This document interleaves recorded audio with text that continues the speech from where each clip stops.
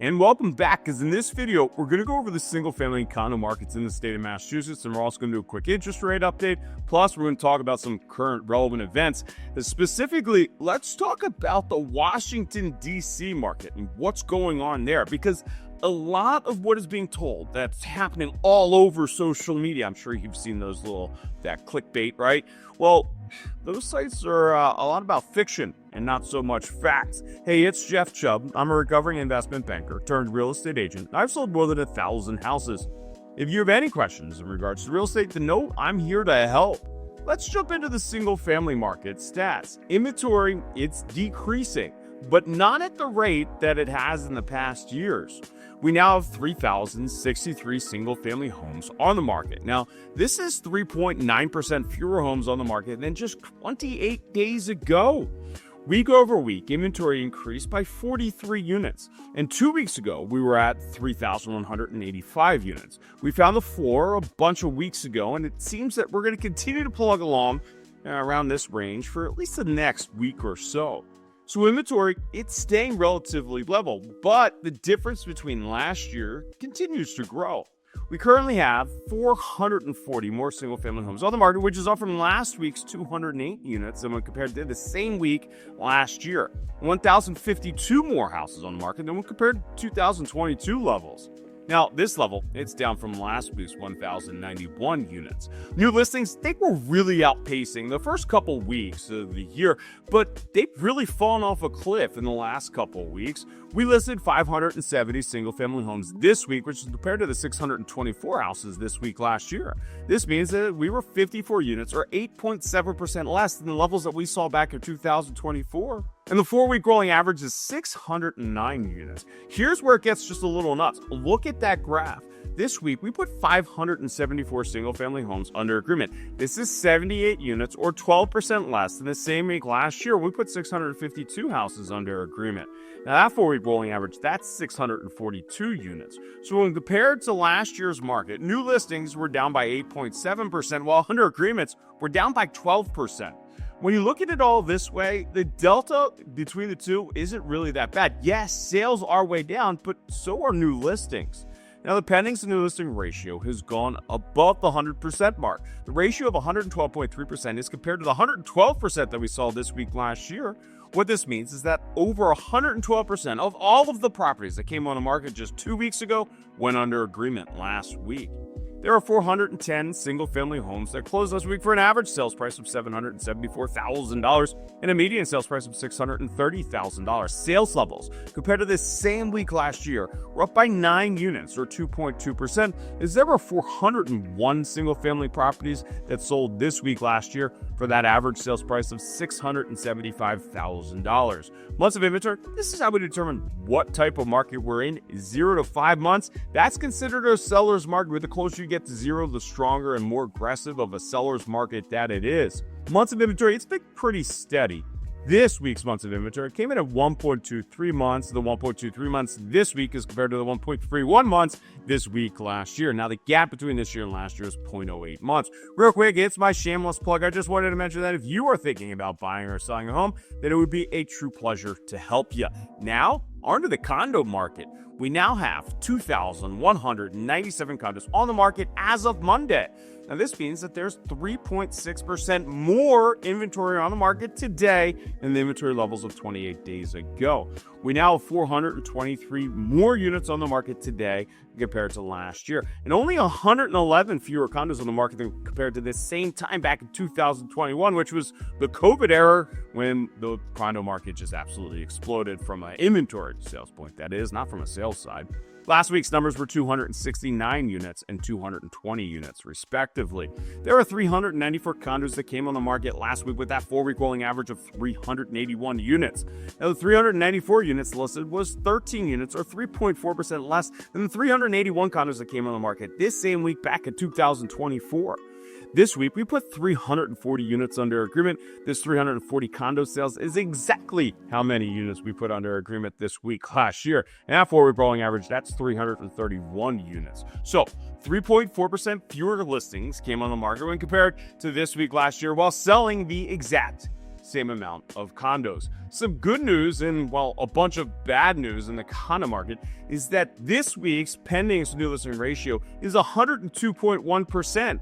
Now, this is compared to the 107.3% that we saw this same time last year. So why is this good news? Well, we went over the 100% mark. Woo-hoo! We haven't seen that in the last 5 weeks. As a matter of fact, the last 5 weeks, we've averaged at 82.9% pending to new listing ratio. To say it another way, so that you can see the issue here, for the last 5 weeks, for every 10 condos that were listed, only about 8 of them went under agreement, leaving the rest to grow inventory levels. There were 200 condos that sold this week for an average sales price of $737,000 and a median sales price of $559,000. This same week last year, there were 198 condos that sold for an average sales price of $646,000. So sales levels, they were up by 1%. Months of inventory came in at 2.18 months. Now, this is weak as compared to the 2.03 months that we recorded last week. This week's number is compared to the 2.19 months of inventory levels this week last year. This year-over-year inventory level spread is 0.01 months. Pretty simple math there, huh?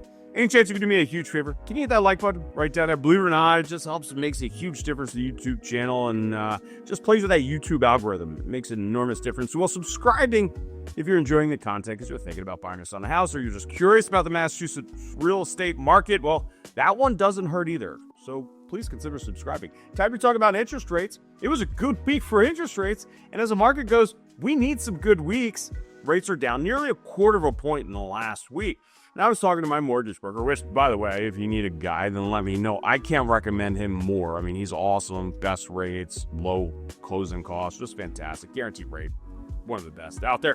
But anyway, he was saying that last week was one of the lowest paper application weeks in guaranteed rates history. And keep in mind, the guaranteed rate is the second largest lender in the country.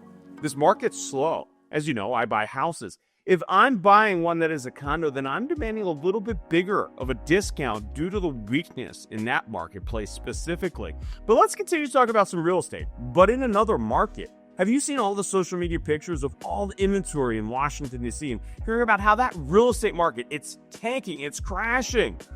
Would you be surprised to know that not everything you read on Facebook is true? I'm pretty sure my mom would be pretty surprised by that. But anyway, Bright MLS, which is the MLS for this market in DC, has come out with a new page that gives weekly updates on the market. They're doing this to help, well, separate fact from fiction.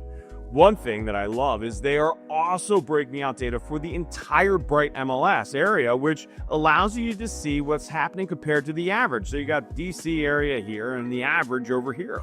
Okay, so in the greater DC area, there were 1,364 new listings. This is up 12.9% when compared to a year ago and 20.1% when compared to a week ago.